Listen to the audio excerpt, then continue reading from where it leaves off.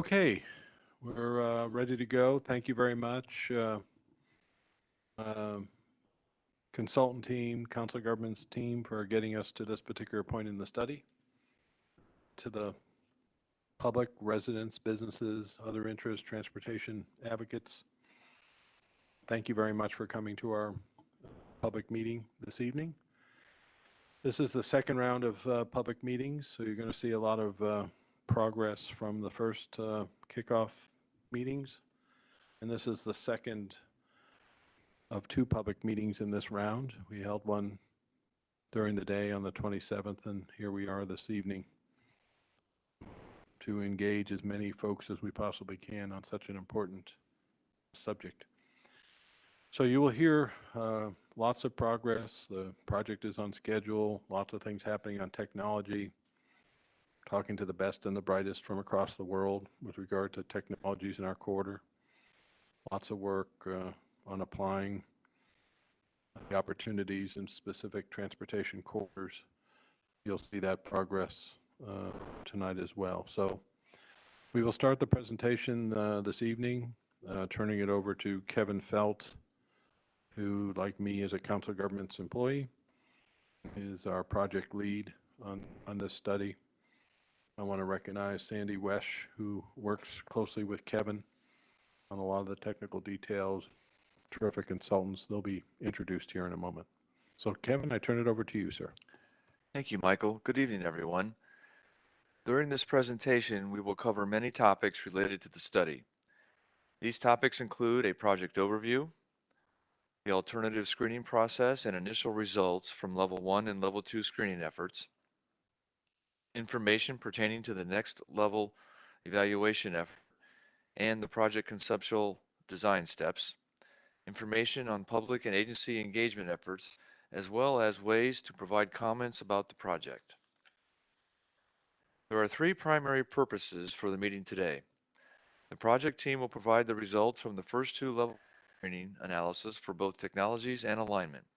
Identify project team recommendations to be used in the Level 3 screening process, and receive public comments and input regarding the project team recommendations. The next section will discuss the project overview focused on the project study and area schedule. The primary project objective is to evaluate high-speed transportation technology options between downtown Dallas and downtown Fort Worth. This includes analyzing both alignment and transportation mode options between the two cities. The objective includes finding ways to connect the Dallas-Fort Worth region to other proposed high-performance passenger systems in Texas. Also, the project will investigate ways to enhance connections to the regional transportation systems, including automobile, bus, rail, bicycle, and pedestrian networks.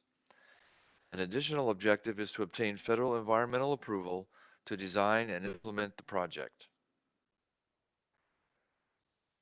The stated objectives will be analyzed in the study area as shown on this map.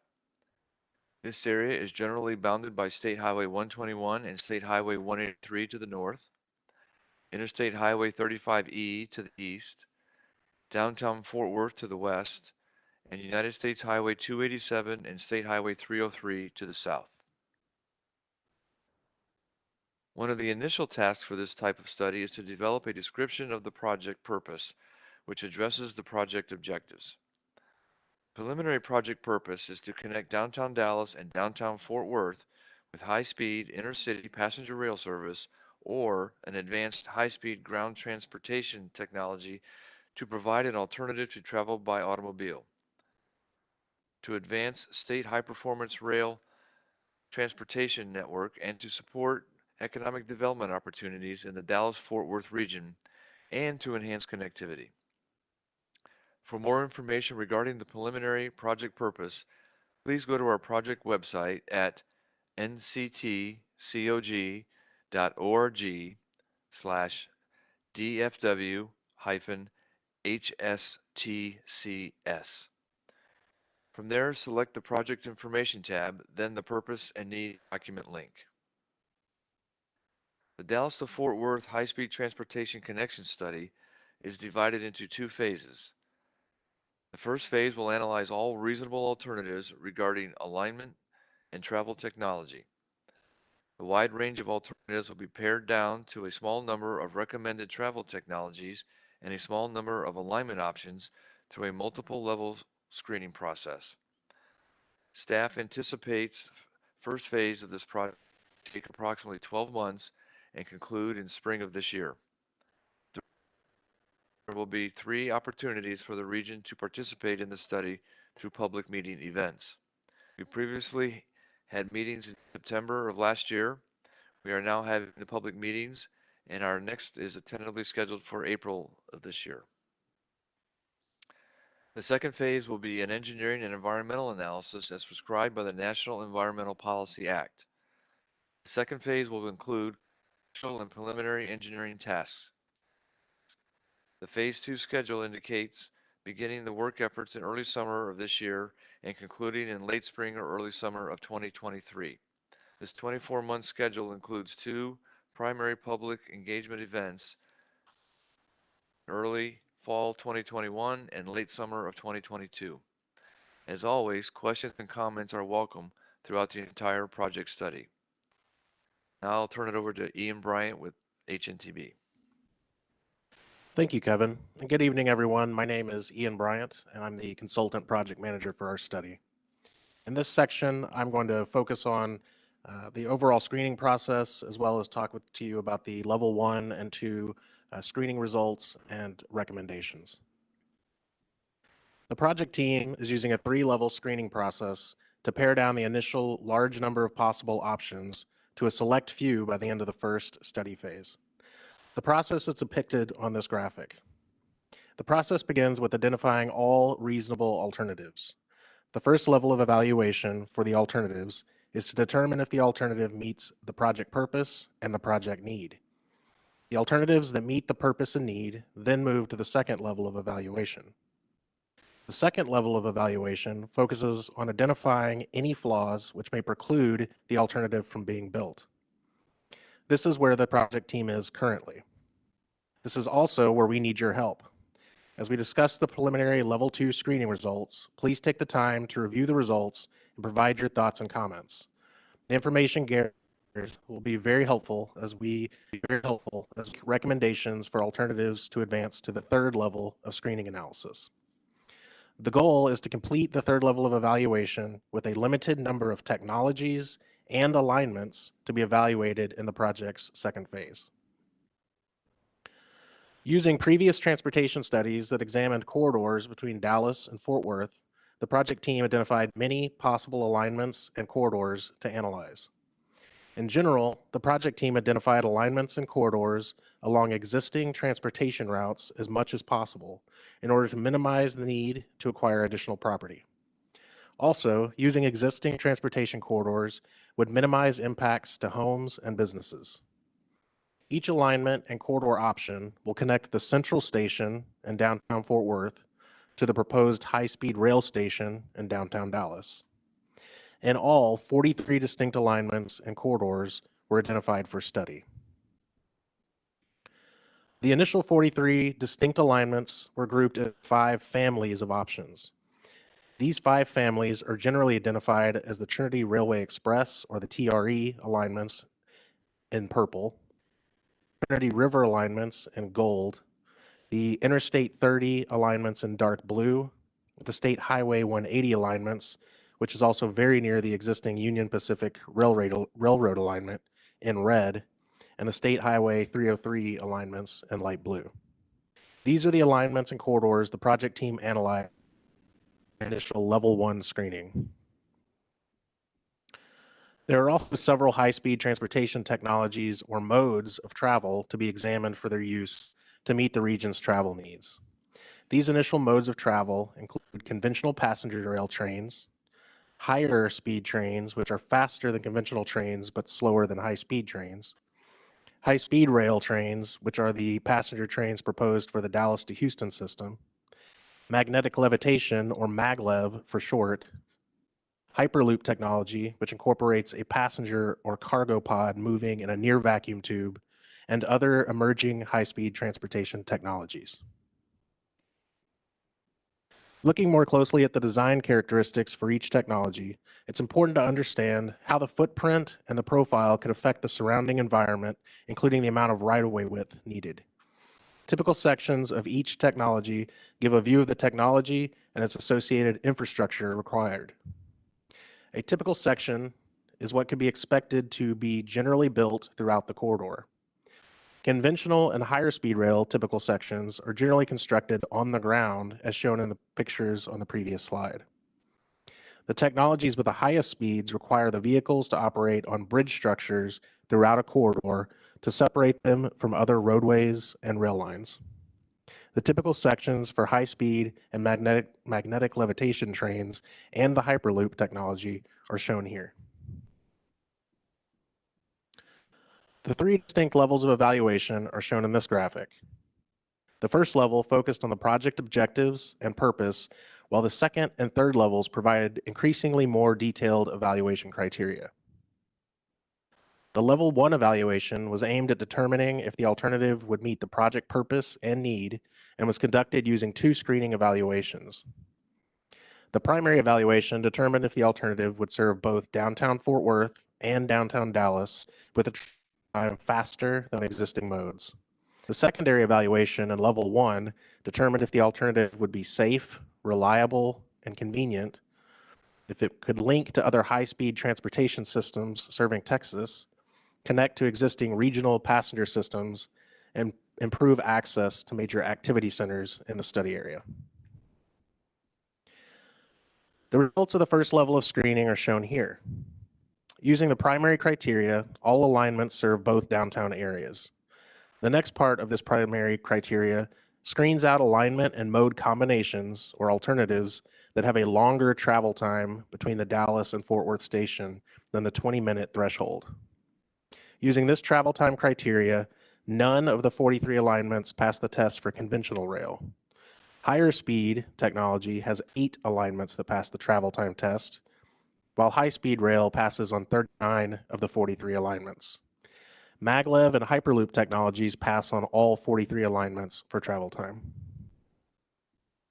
Using the secondary level 1 screening criteria identified, many alignments should not be considered further in the second level of screening analysis.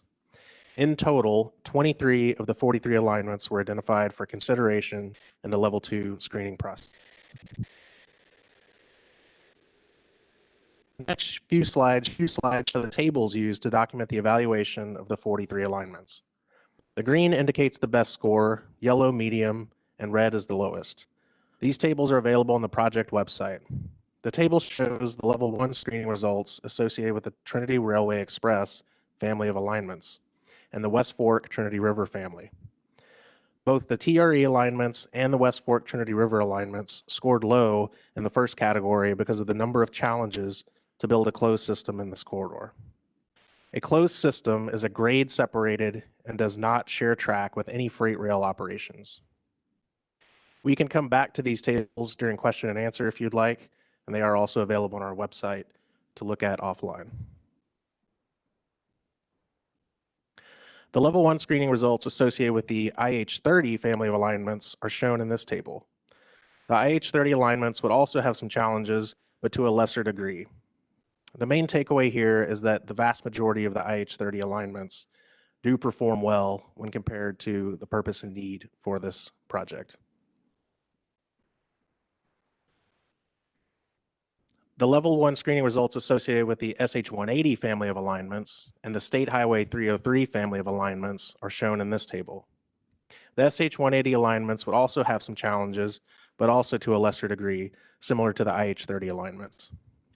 The SH303 alignments would have lesser challenges to build a closed corridor, but was further away from major activity centers.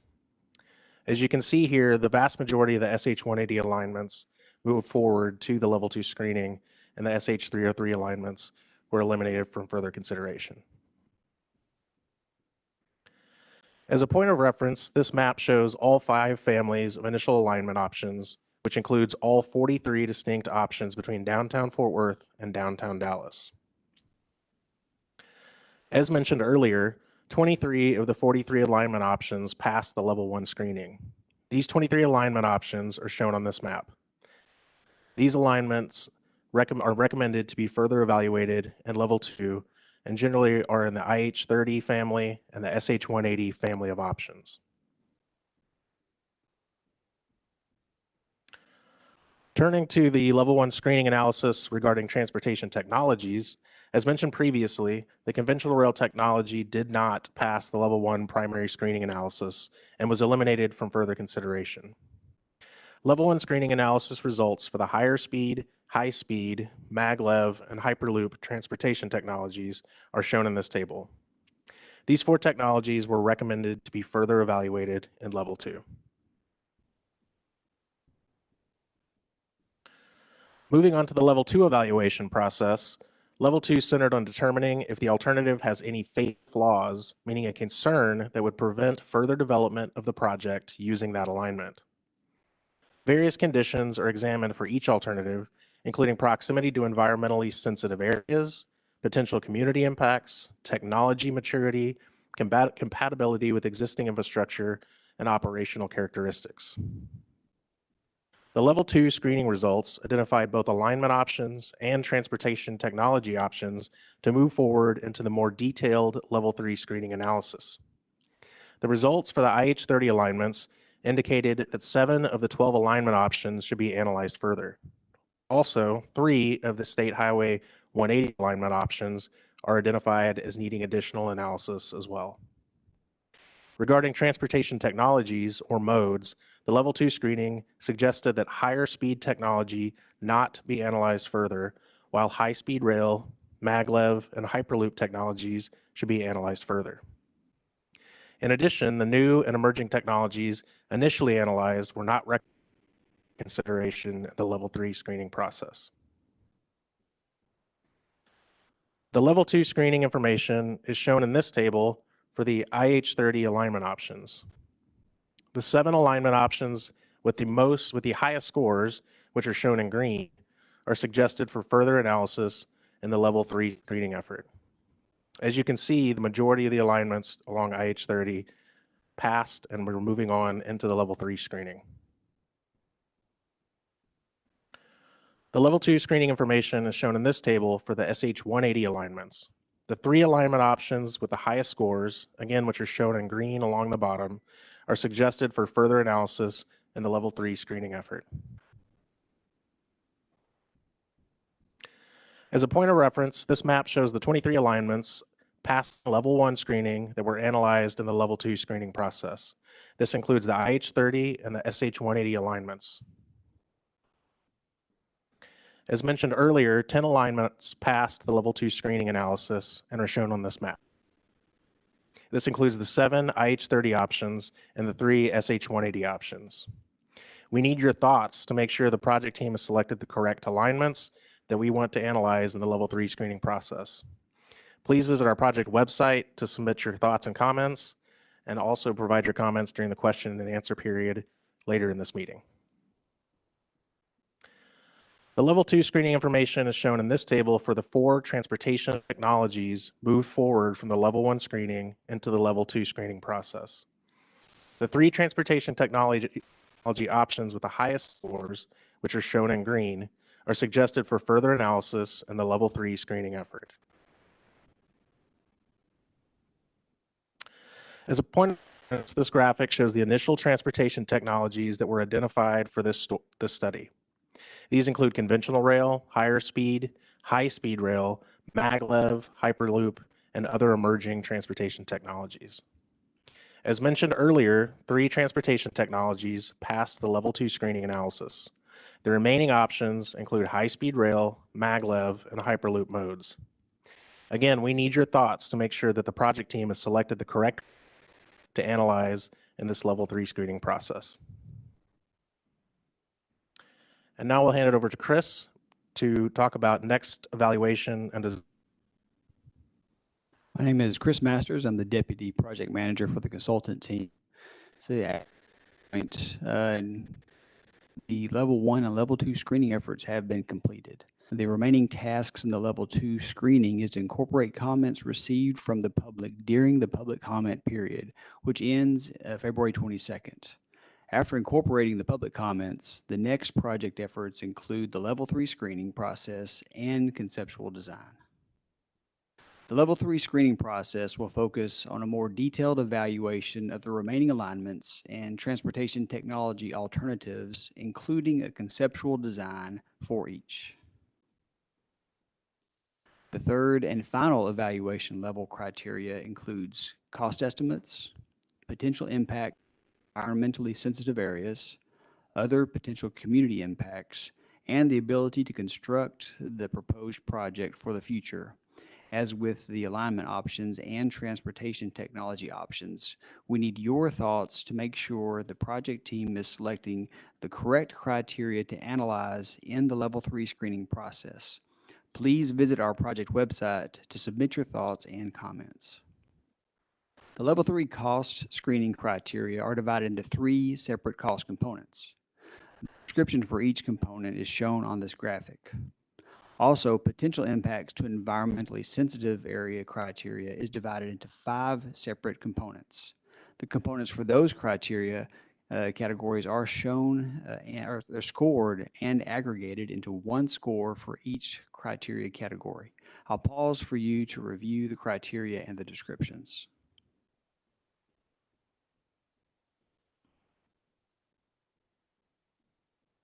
The Level 3 community impacts screening criteria are divided into 4 separate components. The description of each component is shown on the graphic. Also, constructability and system operability criteria are divided into 5 separate components. The components for each of these criteria categories will be scored and aggregated into 1 score for each criteria category. I will again pause for you to review the criteria and descriptions.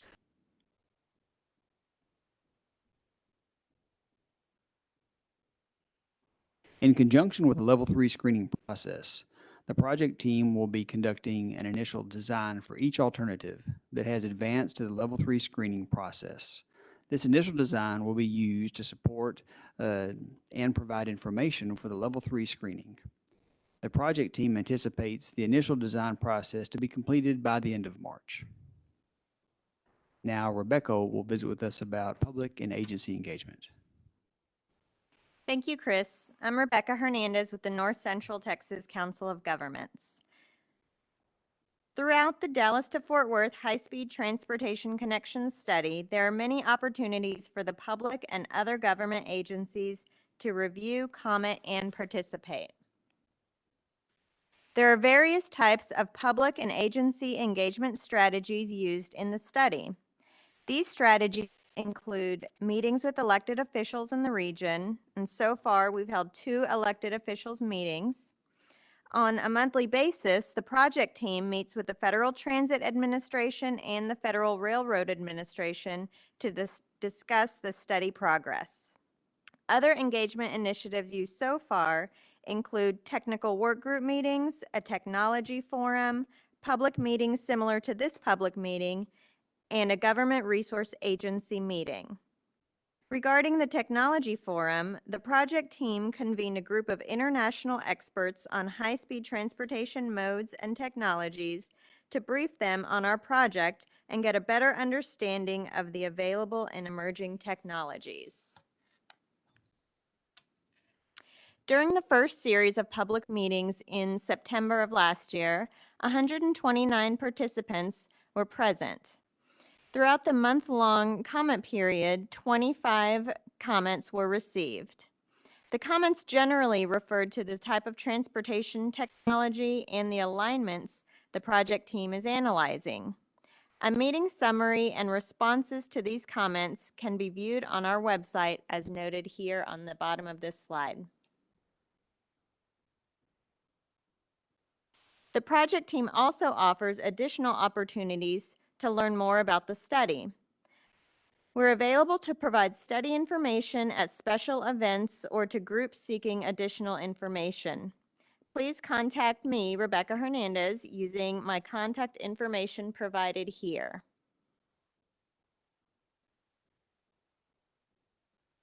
In addition to contacting the project team for additional project information, we are accepting public comments on the information in this presentation.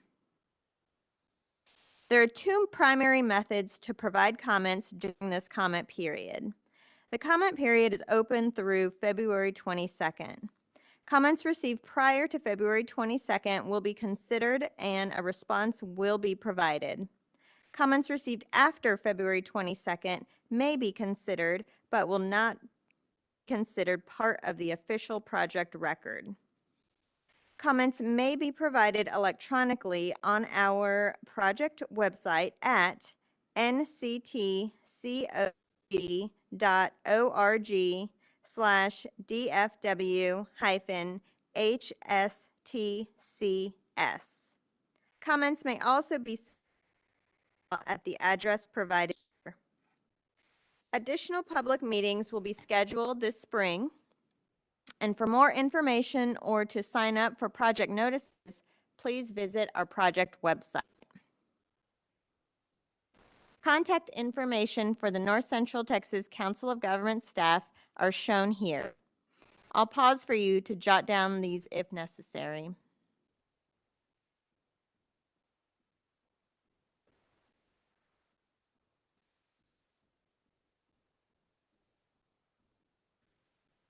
And I'll hand it over to Kevin Felt to wrap it up. Thank you, Rebecca, and thank you, Ian and Chris, for your comments this evening. The project team would like to thank you for your time and interest. Please provide your comments and opinions through the options provided. Your input is welcomed and very valuable to the project's success. Thank you. Now we'll begin to answer the questions and comments that we've received throughout the meeting. Is there anyone that we had from the telephone side? Thank you, Kevin. So we will now be opening up the phone line for public comments or questions, as Kevin mentioned. For those on the phone, please press 0 to speak. We will request your city and zip code, then you will be placed in queue. You will still be able to hear the meeting while waiting in queue. For those who are listening online, we have opened up our online platform. You have access to type in public comments or questions. To gain access online, visit nctcog.org/DFW-HSTCS and follow the link to today's meeting. And as a reminder, to participate on the phone, dial 855-756-7520, extension 70385 pound, and press 0 if you wish to speak. Our first question tonight comes from Anna in Lantana, Texas. Will there be a station in Arlington? Thank you for the question, Anna. At this point in time, we are preparing to analyze a station location in Arlington as a midpoint station between Dallas and Fort Worth. As we move through the process, that station will be analyzed further, and we will have a recommendation toward the end of this particular first phase of alternatives analysis.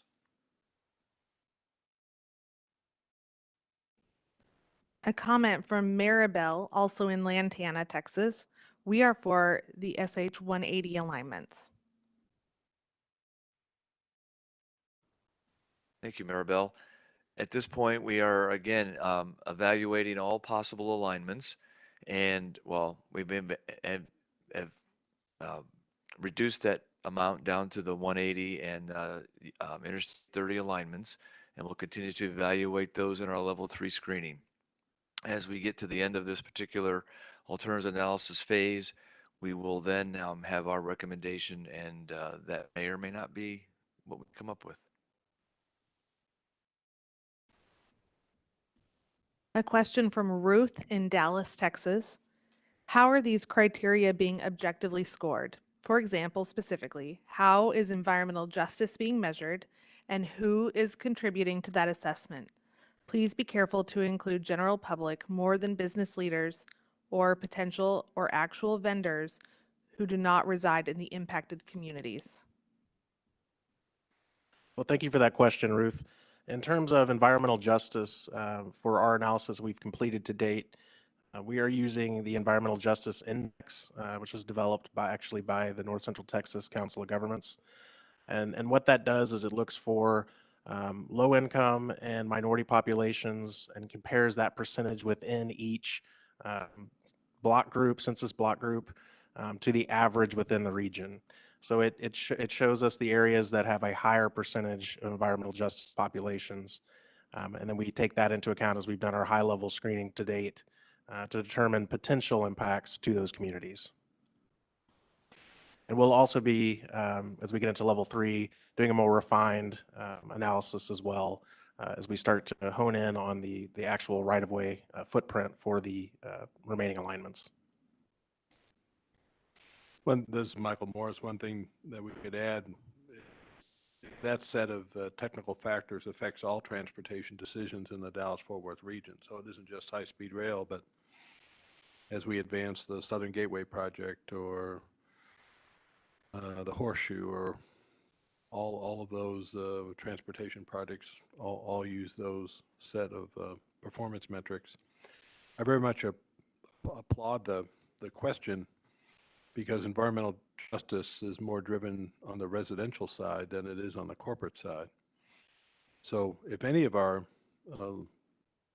listeners tonight have specific associations or homeowners groups or coalitions or related to environmental justice or related to other positions, please get with Rebecca so we can engage those communities and share the analytics and viewpoints to date, and the sensitivities that we take, and very proud of a long record with regard to improving accessibility and minimizing impacts to protected populations. So just don't trust us with what we say.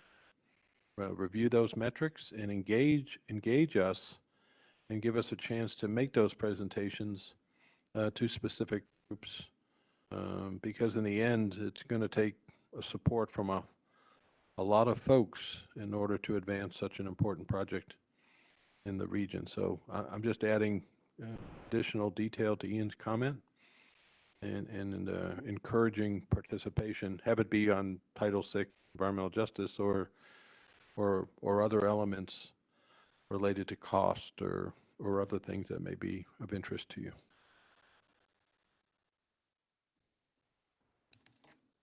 We have a question from the telephone. It is Phyllis Silver from Addison, so I will open up her line to allow her to speak. Hi, I would like a little explanation.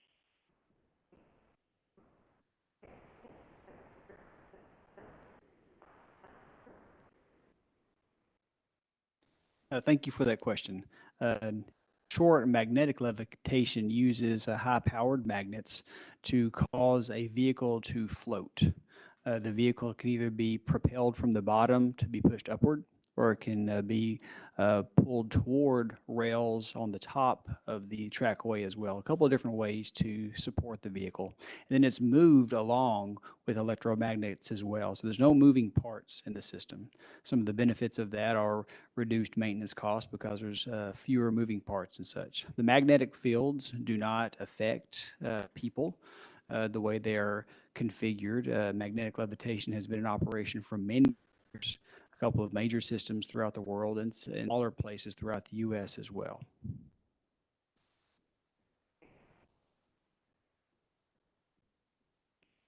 Oh, okay. I'm sorry. The question that was asked was to describe magnetic levitation, and does it have an effect, the magnetic fields have an effect upon the people that are riding it? Pretty much. I think that was the question. Yeah.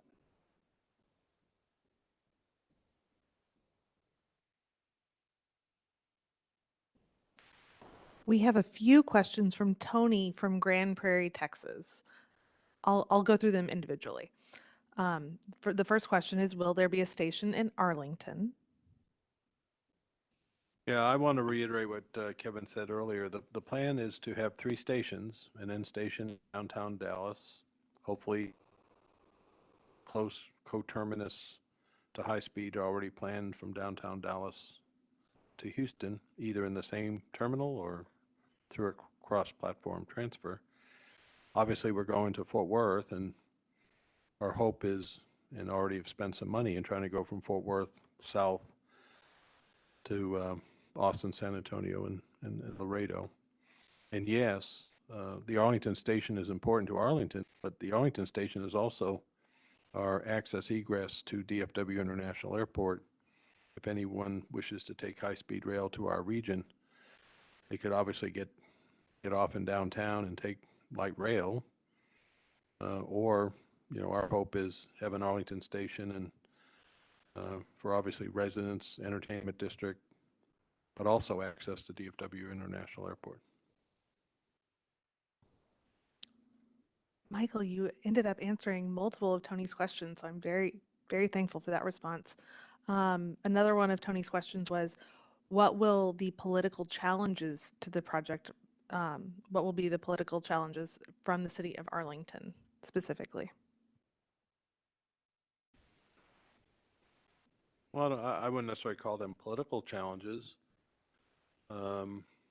Arlington has a rich history in supporting transportation. They have a rich history in advancing technologies. They're very much engaged in this particular effort. We're going to have to continue to work with everyone. As I answered the environmental justice question, you have to work with a grassroots level to gain consensus with regard to, say, alignment or elevation. In the case of the Arlington question, which is a good question, Arlington in the past has not necessarily supported joining a transportation authority. I think this is a new day with new technologies. I think you see the advancement of the technology via system in Arlington is a very good example. We hope to be able to talk about other technologies that we're currently working on that impact Tarrant County and the Arlington area. We have on the street right now a next generation people mover system. So one really cool thing is you may be getting off of a high-speed rail train in Arlington. You want to go to DFW Airport, you'd be on an autonomous, lightweight structure, people mover system to the airport. So I wouldn't necessarily call them political. I think they're when you advance such a significant idea in a region and in a state and in a nation, I think it's part of the analytics that we take with each of these particular projects, and we would owe a story to the city of Arlington, the benefits and implications and all the items necessary to convince citizens of Arlington that this is in their best interest. And the last question from Tony in Grand Prairie. Has the project team had meetings specifically with community leaders to ensure that the project will directly address inequity in the DFW Metroplex? Thank you, Tony. Yes, we've had meetings with elected officials in the region. We've had 2 briefings with them so far. We've also actually met with the city leadership, the mayor and city manager and staff from Arlington regarding the Arlington station and its connection potentially to the Dallas-Fort Worth International Airport. So we also anticipate additional meetings as we go through the process with other leaders within the region. At this time, we've also met with some of the senior staff at the city of Fort Worth, and we continue to meet with folks we have meetings scheduled with the DART and Trinity Railway Express representatives. So we continue to meet with all of the major government entities and transportation groups. We also have meetings with the Texas Department of Transportation, both Fort Worth and Dallas districts. And as Rebecca mentioned earlier, we're very, very excited to have any meetings that would involve any local civic groups or any group of any kind that you may be involved with or others who are listening may be involved with. We'd be more than happy to provide this information on a more individual basis, if you will, with groups. So contact Rebecca and our staff so that we can begin to schedule those engagements. And if I could, before we get to the next question, this is Michael Morris again. I think the source of the question on equity is a good question because it has several levels. So we have equity east and west in the region that we're focused on. We have equity across modes of transportation. We have equity to different user groups. With regard to our office, trying to make sure we get our fair share of the national transportation revenue, make sure we get I think we have equity with regard to bringing the next generation technology elements to our citizens. So I think the notions of equity and fairness, I think, are all what it is. We equity in a technology forum to make sure we fairly look at all of the best and latest technology modes and don't a priori eliminate someone who can meet our technology index. So I think the study design that we're following is carving the equity issue in lots of different dimensions. I think the neighborhood equity and environmental justice is probably the most significant one for us to pay attention to. But it's a sophisticated study design addressing fairness and equity across almost everything. We were very pleased that the technology companies at the end of our forum were very pleased with the level of fairness and equity, engaging them with regard to their interest in our quarter as well. And this is Rebecca. I just wanted to add that we did hold stakeholder interviews with some of the council members in the study area back in August, the August timeframe, and we collected some additional neighborhood groups and neighborhood groups, churches, and just other organizations that we previously did not have contact information for. So we have included a lot of additional groups to our contact list after holding those interviews.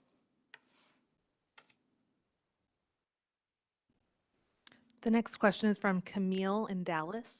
Which of the three options has the most open, undeveloped land? Well, thank you for that question, Camille. We did look at adjacent land uses for each of these alignments outside of the potential right-of-way, including undeveloped land as well as developed. But keep in mind that, as we stated at the beginning of the presentation, we're actually looking to utilize existing transportation corridors as much as possible. So with the remaining corridors that you've seen in the maps we presented, specifically IH30, we're looking to, as much as possible, stay within that right-of-way if that is ultimately selected. With SH180, we would also try to stay within existing transportation right-of-ways as much as possible. So we could provide some additional information in terms of percentages of undeveloped. I don't have it off the top of my head, but just keep in mind that really we were looking at adjacent to the potential right-of-way as we were looking to utilize transportation right-of-way as much as possible. And then, Ian, you would have criteria like minimizing displacements and other things. So the source of the question could be,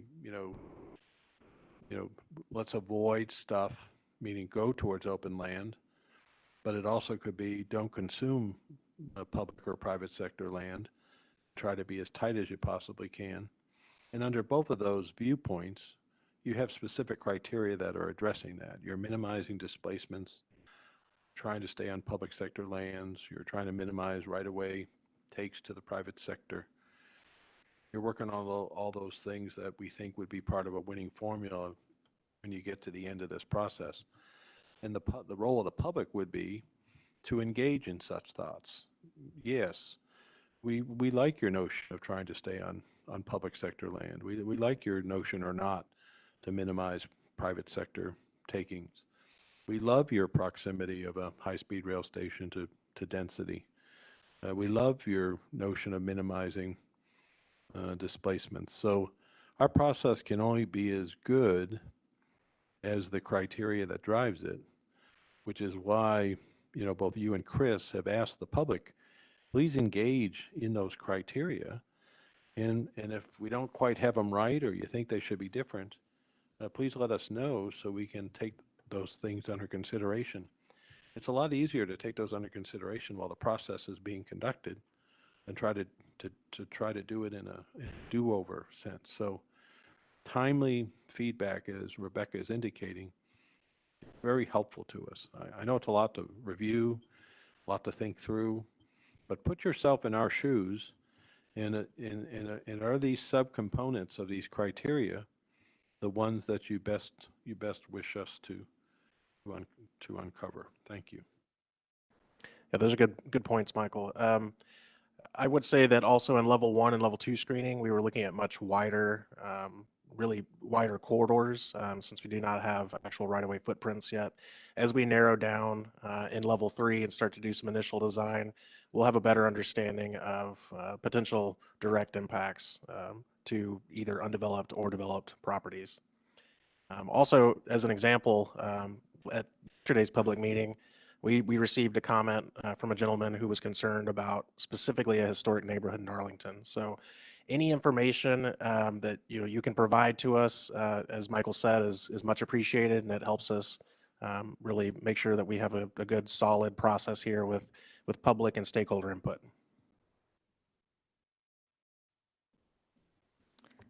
Another question from Ruth in Dallas. Have you connected with Sierra Club and other environmental groups and received their participation and blessing? Thank you, Ruth. At this point, we have not sought any participation from any environmental groups other than what we've normally produced from a public perspective. It's always a possibility that they will be a very integral part of this process as we move forward. But at this point, they have not contacted us, and we have not sought out any particular any groups in that fashion. So anyone from the public who wishes us to engage with any group, it applies to neighborhoods, homeowners associations, environmental groups. We're more than happy to reach out to American Lung Association or the Environmental Defense Fund or whoever people wish us to do. Right now, we're engaged with the formal U.S. Environmental Protection Agency and the Corps of Engineers and Federal Railroad Administration. But outside of those environmental channels, we'll continue to engage with those federal institutions. Our team, Kevin, Rebecca, the more participants that we engage with, the better. So I think it's a great comment. Specifics anyone has would be helpful to us. A question from Andrew in Dallas. How can you entertain the Hyperloop option when in its nascent stage is a disappointment and will likely never be a viable means of transportation? Why waste time and effort on something when technology that already exists works? Thank you for asking that question. As a part of this study, we are initially open to all possible technologies. We're evaluating what all options are because we want to make the best choice for our region, for the state. As a part of our screening process, we'd evaluate the technology readiness levels of all technologies that are proposed or that have come to our attention during this process. And Hyperloop definitely falls in the category of an emerging technology that we have to pay attention to the readiness of the technology, the regulatory compliance, the safety certification, all those elements as well. In our process, specific to Hyperloop, several Hyperloop companies that we're actively engaged with, as well as other emerging technologies too. So your point is noted in the fact that we have to make sure whatever technology is selected would be prepared with the appropriate timing for this project as well. I'd also like to add to that, if I could, Andrew, that as I mentioned during the earlier part of this meeting tonight, our schedule, getting through the environmental, National Environmental Policy process will take us through the middle of year 2023. Once we complete the process and receive federal authority to move forward, the next steps are to identify our governance agencies and to begin design and eventually construction of the project. All of that will take quite a bit of time. What we're trying to do at this point is as Chris mentioned, we've used the technology readiness levels to identify those technologies that would be ready when we are ready to actually implement the project. So what we're trying to do is, I guess, in a better way to describe it is we're doing this concurrently rather than consecutively. In other words, it's doing our project and then waiting for the technology, I'm sorry, rather than having the technologies be certified and ready to go and then doing our study, we're actually doing them then concurrently. And if it works out that Hyperloop is one of the recommendations, then we'll move forward with that. If it doesn't, and we'll move forward with either magnetic levitation trains or high-speed rail trains.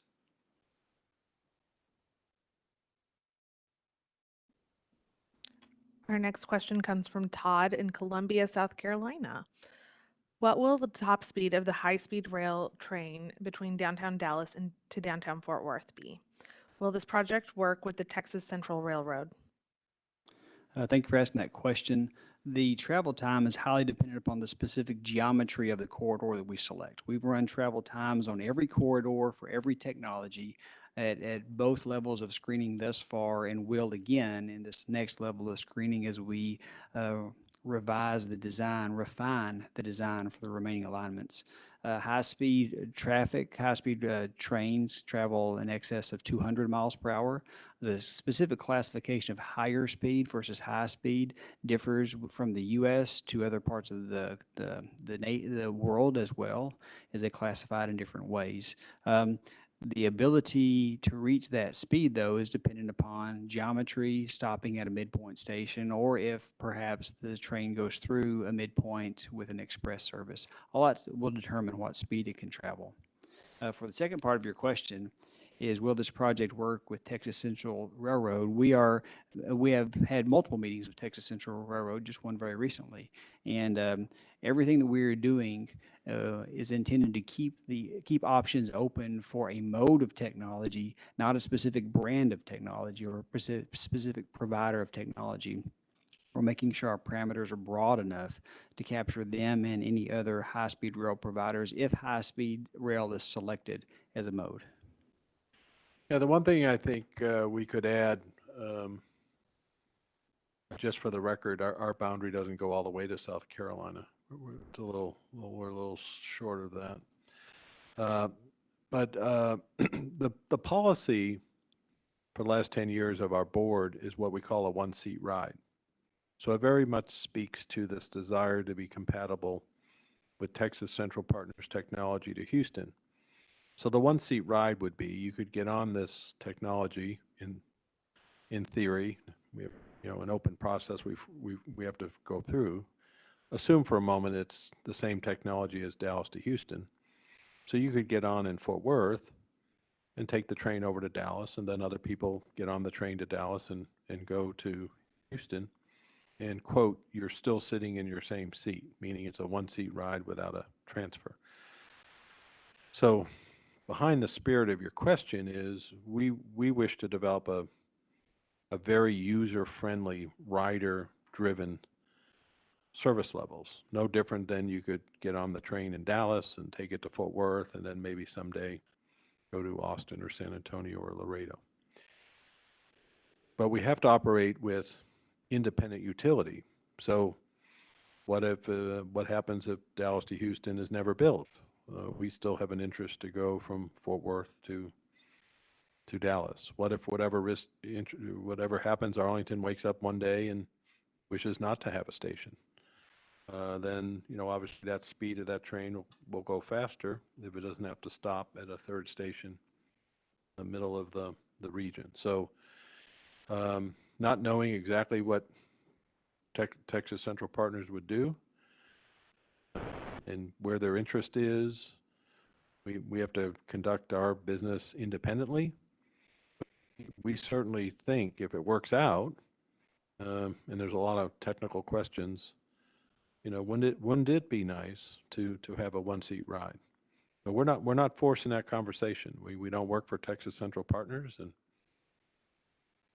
we're going to work for 8 million people that live in the region, and we think we have a process that can, as Kevin indicates, operate in a parallel world where we can get into the details now into this next engineering phase and find out where we should be and continue to determine which technologies to work. And in parallel to that, we'll continue to see where Texas Central partners are with regard to their particular commitments.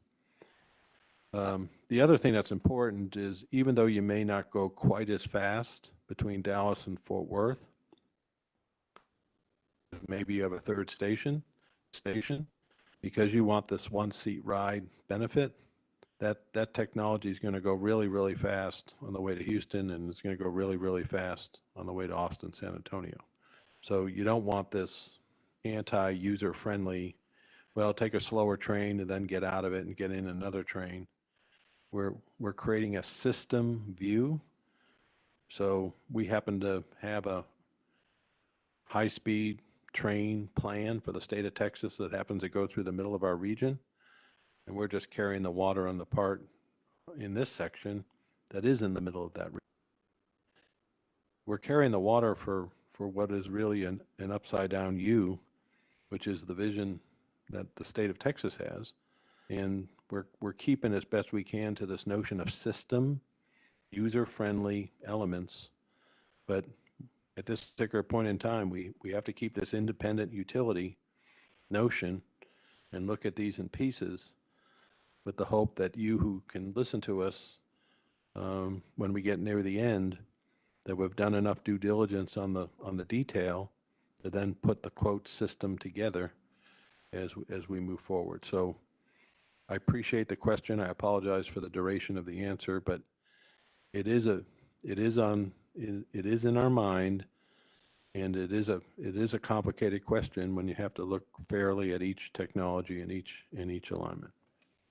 Yes, and just to add what Michael was saying, Todd, that is one of the options that remains viable in our analysis, that we would continue actually the system that goes from Houston to Dallas and continued on to Fort Worth. So that's one of the options that's still viable and moving forward in our analysis. Hi, this is Rebecca. I just wanted to let everyone know it is 7 o'clock, but we will be staying on longer to answer the questions the people who are still waiting with their questions. And just a reminder, if you are on the phone, you can dial 0 to ask your question, and you will still be able to hear the meeting while you are waiting in queue, but we will go ahead and answer those questions that have already been entered into the system. Thank you. Our next question is from Andrew in Dallas. Now that Buttigieg is transportation secretary and he is in favor of highway removals, would you consider the idea of removing Interstate 30 in favor of this high-speed corridor? Probably not, even though we're removing SM Wright freeway at the very moment and replacing it with a boulevard. Doing that on an interstate highway is a different question. I do want to add, though, that in the western side, the consultants are looking at the reconstruction of Interstate 30 and high-speed rail in the same corridor being built at the same time.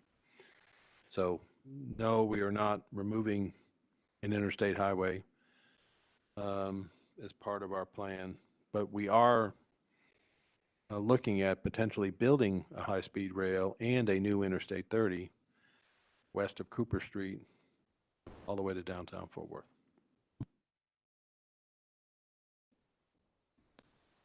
Our next question is from Howard in Haltom City, Texas. What are the tax implications of those who are outside the range of utilization for the high-speed services? Those who would find outside of the time between destinations on the line. This is for those where the time to get to the destinations would be greater than the time it would take to access the originating site. Howard, thank you very much for that question. At this point in time, we have not identified a funding structure for this particular project. That will come in our second phase that begins later this year. In that document, we will identify if it's a public only type of funding scenario, or if there are private funding scenarios, or if there's a combination of the two. So at this time, we do not have a particular understanding of what those tax implications might be to others, but we will begin to identify those types of structures as we move through the process. The one thing to add would be that if you do build high-speed rail, you're going to have a huge impact on developments. Those developments would be around those 3 stations, and they'd obviously be paying taxes as part of it. As you compare these investments in other parts of the world, these high-speed rail stations tend to bring lots of interest and excitement part of developers, and of course they would be paying their taxes. But please stay with us as we work first on the analytics of what we do, and then we'll move towards the funding and how we implement.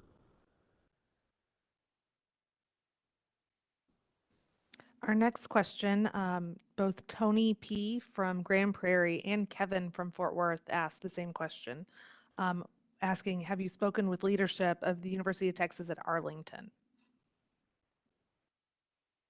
Well, we speak to them regularly on lots of different things. I guess this is with regard to their interest in high-speed rail, and university historically has been very interested in lots of modes of transportation to get students to and from their institution, both workers and citizens. I know, Kevin, you had a process, early introduction to this, where you spent a lot of time looking at stations, and you had the university very much involved.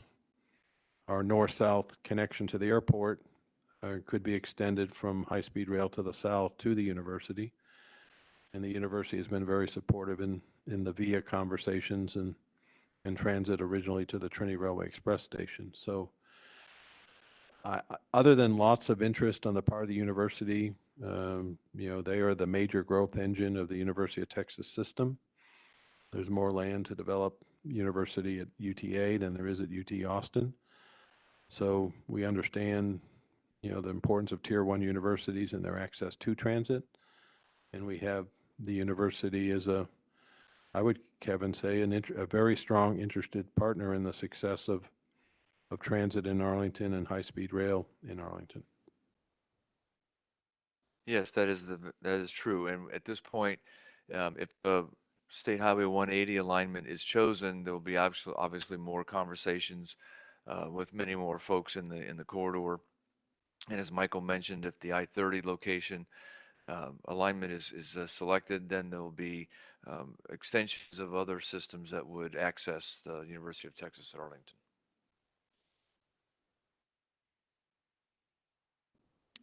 On the same note, Anna from Lantana asks, have Arlington neighborhoods and or business groups had meetings with the North Central Texas Council of Governments on the high-speed transportation projects? If so, which ones?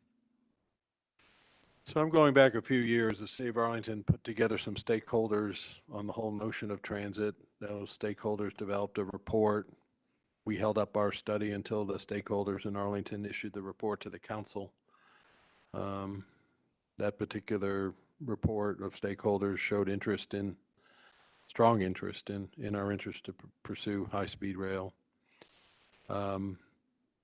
We are interested, again, I know this sounds like a broken record, any neighborhood group or interested group who wishes to communicate with us, we would love to talk to them about it.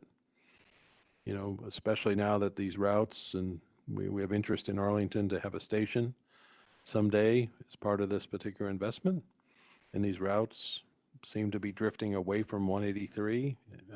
Ian, I'm looking at you, and closer to the middle of Arlington. There's an opportunity to, as you continue to sharpen your pencil, to be able to eliminate routes, and then other routes become more of interest. Again, you're trying to minimize impact to neighborhoods by staying on public sector rights of way, like the interstate. But those conversations, again, we would love to have with groups. We didn't want to have a lot of those neighborhood conversations on 60 routes with 48 of them eliminated. That would be a lot of neighborhood conversations that we didn't need to have. And there's a critical time to have those conversations as we move forward. And we would, again, love to engage with any interested group in those conversations. Yes, I just add that's absolutely correct. And now that we are at the phase of starting to put some engineering to this, and we have eliminated a good number of potential alignments, we are at the point where we will be looking to have these more one-on-one meetings with neighborhood organizations or groups within the specific corridors. So again, please reach out to us. With Rebecca had her information in the presentation, and the presentation will be posted online. You can reach out to us, and we'd be happy to meet with you.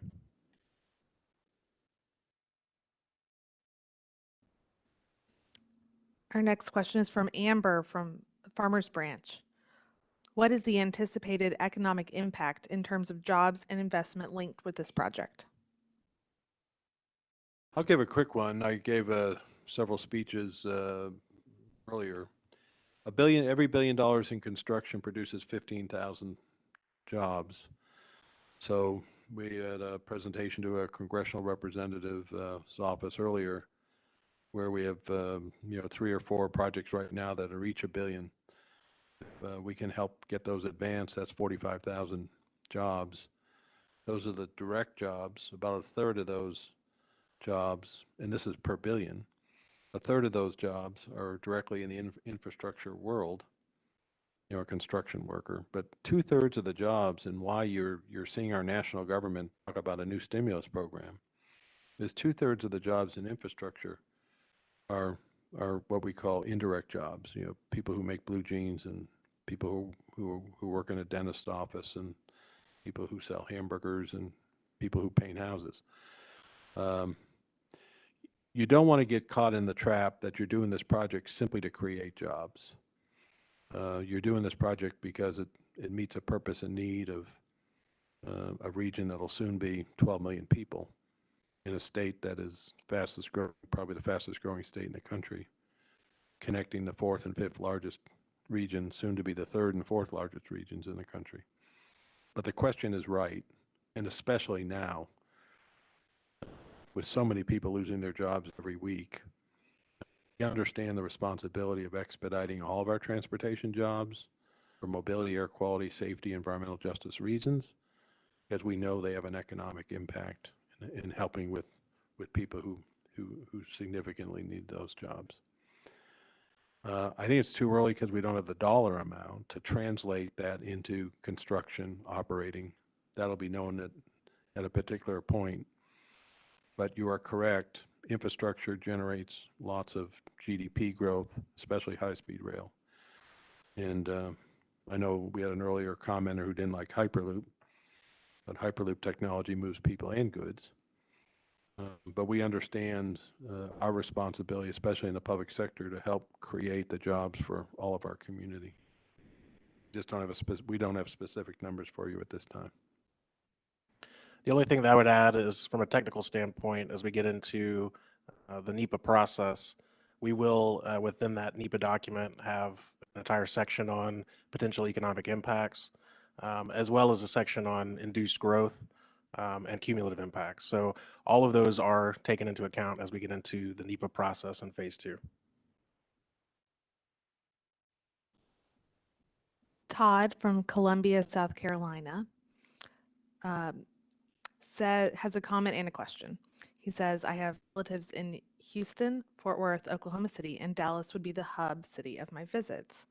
Would you be open to crossing state lines to create service to Oklahoma City? Well, we already have plans for Oklahoma City. We just don't think it requires a train of this speed. It does qualify for intercity speed at grade, and advancing next generation technologies of at grade Amtrak service from Oklahoma City to our region is part of our future.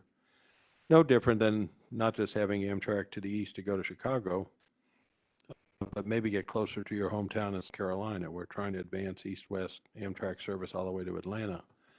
So maybe you don't have to fly to Houston to visit all your family. You can take the train right from Atlanta and come into us on an at-grade high-speed rail system to then travel on a grade-separated system. Kevin, you want to add anything there? Yes, Michael, I was just going to add that the Texas Department of Transportation and the Oklahoma Department of Transportation teamed up on a study a few years ago, 3 or 4 years ago, to do what's called the Texas-Oklahoma Passenger Rail Study. And the outcome of that particular effort indicated that the high-speed trains would be more appropriate south of Fort Worth. And as Michael mentioned, more at grade, or what we would consider higher speed trains that go a little slower than the high-speed ones, would be the appropriate technology to use from Oklahoma City to Fort Worth.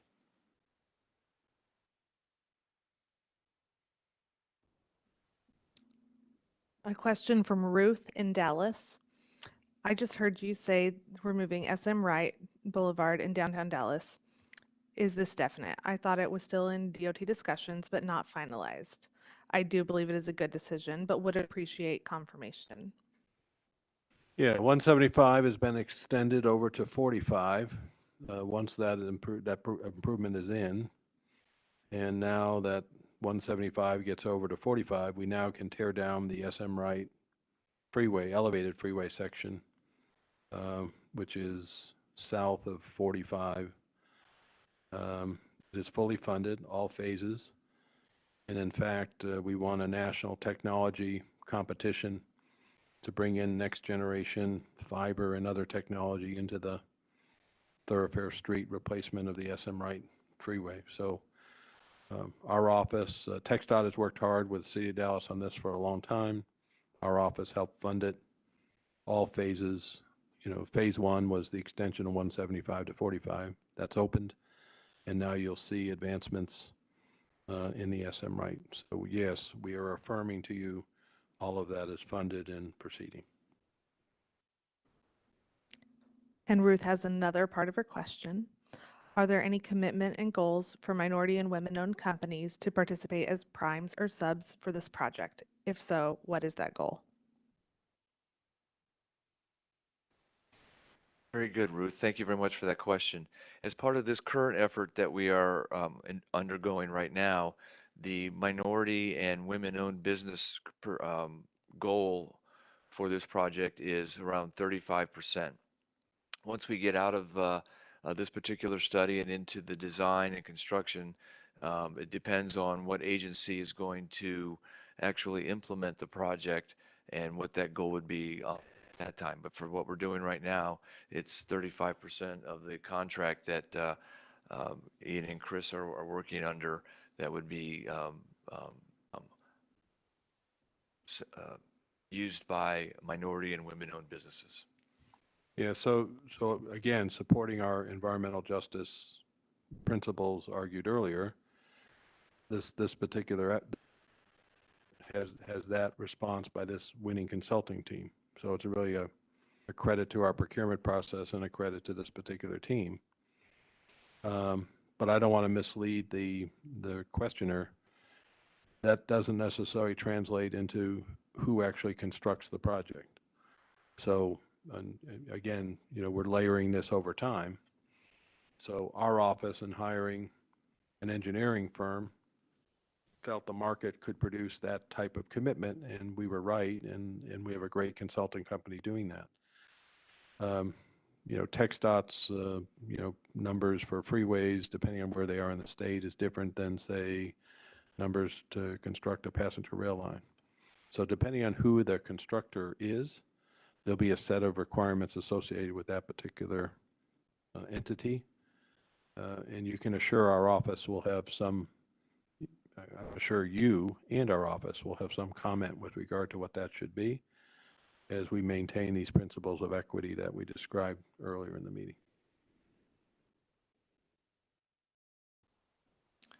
Thank you. Do we have any other comments or any other people waiting on the telephone or for this? With that, I'd like to go ahead and close the meeting then. And again, thank everyone for participating this evening, for your time and interest. Again, please provide your comments and opinions through our website, which we've mentioned a few times on this during this meeting. Again, your input is very valuable and welcomed for this particular project. Thank you and have a good evening.